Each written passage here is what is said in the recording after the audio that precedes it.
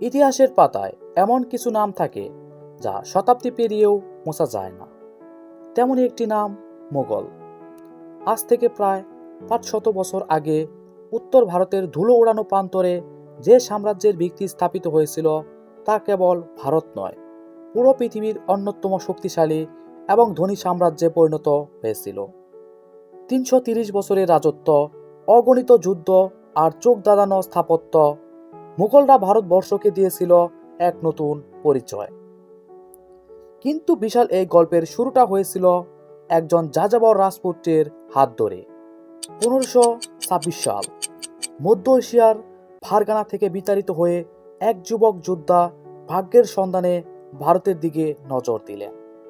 তিনি ছিলেন জহিরুদ্দিন মোহাম্মদ বাবর। পানিপথের প্রথম যুদ্ধে দিল্লির সুলতান ইব্রাহিম লোদির বিশাল সৈন্যবাহিনীর মুখোমুখি হলেন বাবর।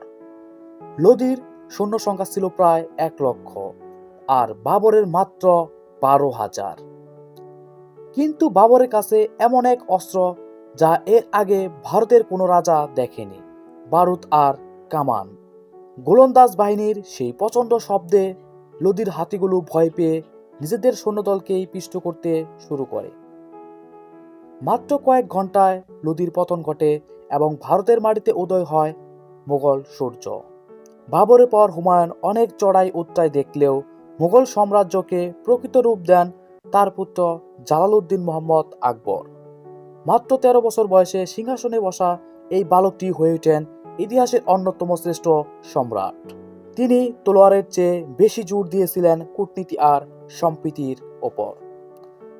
রাজপুতদের সাথে মিত্রতা, দ্বীনি ইলাহের মাধ্যমে সব ধর্মের সহাবস্থান এবং প্রশাসনিক সংস্কার মুঘলদের শিকড় ভারতের মাটির গভীরে গেঁথে দিয়েছিল। আকবরের রাজত্বকালে ভারতবর্ষ হয়ে ওঠে বিশ্বের অন্যতম বড় অর্থনৈতিক শক্তি। আকবরের পরবর্তী উত্তরাধিকারী জাহাঙ্গীর এবং শাহজাহানের শাসনামলকে বলা হয় মুঘলদের স্বর্ণযুগ।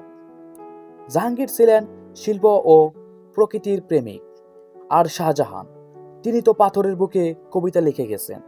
তার প্রিয়তমা স্ত্রী মমতাজ মহলের স্মরণে নির্মিত তাজমহল আজও ভালোবাসার শ্রেষ্ঠ নিদর্শন হয়ে দাঁড়িয়ে আছে।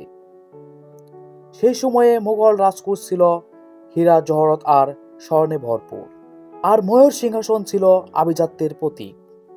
দিল্লির লালকেল্লা থেকে জামে মসজিদ, ভারতের স্থাপত্যশৈলী মুঘলদের হাতে নতুন প্রাণ পেয়েছিল। মুঘলদের পতনের বীজ শুরু হয়েছিল সম্ভবত সম্রাট আওরঙ্গজেবের শাসনামলে। তিনি ছিলেন একজন যোদ্ধা ও আপোষহীন যোদ্ধা। তার সময়ে মুঘল সাম্রাজ্য সীমানার দিক থেকে সবচেয়ে বড় আকার ধারণ করে। কিন্তু পরের বছর দাক্ষিণাত্যের যুদ্ধ আর ধর্মীয় কঠোরতা সাম্রাজ্যের ভিতরে অসন্তোষ তৈরি করে। রাজকোষ খালি হতে শুরু করে এবং সাম্রাজ্যের চারদিকে বিদ্রোহ দেখা দেয়। 1707 সালে আওরঙ্গজেবের মৃত্যুর পর মুঘলদের সেই তেজ আর থাকেনি। উত্তরাধিকারীদের দুর্বলতা আর বিলাসিতা ব্রিটিশ ইস্ট ইন্ডিয়া কোম্পানির জন্য ভারতের দরজা খুলে দেয়। 1857 সাল ব্রিটিশদের বিরুদ্ধে ভারতের প্রথম স্বাধীনতা সংগ্রাম এবং মহাবিদ্রোহ। এই যুদ্ধের পরাজয়ের পর শেষ মুঘল সম্রাট বাহাদুর শাহ জাফরকে রেঙ্গুনে নির্বাসিত করা হয়। এর মাধ্যমে আনুষ্ঠানিকভাবে অবসান ঘটে ভারতবর্ষের মুঘল অধ্যায়। মুঘলরা আজ ক্ষমতায় নেই, কিন্তু আমাদের ভাষা, পোশাক, সংস্কৃতি আর রসনা বিলাসে তারা আজও মিশে আছে। দিল্লির গলি থেকে শুরু করে বিরয়ানির সুগন্ধ, মুঘল সাম্রাজ্য চিরকাল আমাদের ইতিহাসের এক অবিচ্ছেদ্য অংশ হয়ে থাকবে।